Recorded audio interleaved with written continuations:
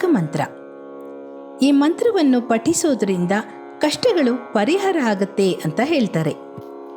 ಒಮ್ಮೆ ಪಾರ್ವತಿ ದೇವಿ ಶಿವನನ್ನ ಕೇಳ್ತಾಳೆ, ಭಕ್ತರ ಎಲ್ಲ ಕಷ್ಟಗಳನ್ನು ಸುಲಭವಾಗಿ ಪರಿಹರಿಸುವ ಯಾವುದಾದ್ರೂ ಮಂತ್ರ ಇದೆಯಾ ಅಂತ. ಆಗ ಶಿವ ತಾರಕ ಮಂತ್ರದ ಬಗ್ಗೆ ಹೇಳ್ತಾನೆ.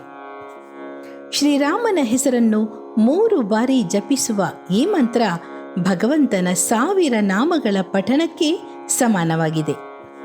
ಅಂದರೆ ಈ ಒಂದು ಶ್ಲೋಕವನ್ನು ಹೇಳೋದ್ರಿಂದ ಸಂಪೂರ್ಣ ವಿಷ್ಣು ಸಹಸ್ರನಾಮವನ್ನು ಪಠಿಸಿದಂತಾಗುತ್ತೆ, ಅಷ್ಟು ಪುಣ್ಯ ಬರುತ್ತೆ ಅಂತ ಹೇಳ್ತಾನೆ ಶಿವ.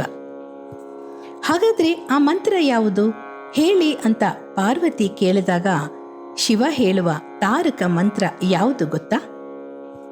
ಶ್ರೀರಾಮನ ಹೆಸರನ್ನು 3 ಬಾರಿ ಜಪಿಸುವ ಈ ಶ್ಲೋಕ ಯಾವುದು ಅಂದರೆ, ಶ್ರೀರಾಮ ರಾಮ ರಾಮೇತಿ ರಮೇ ರಾಮೇ ಮನೋರಮೆ ಸಹಸ್ರನಾಮ ತತ್ತುಲ್ಯಂ ರಾಮನಾಮ ವರಾನನೆ.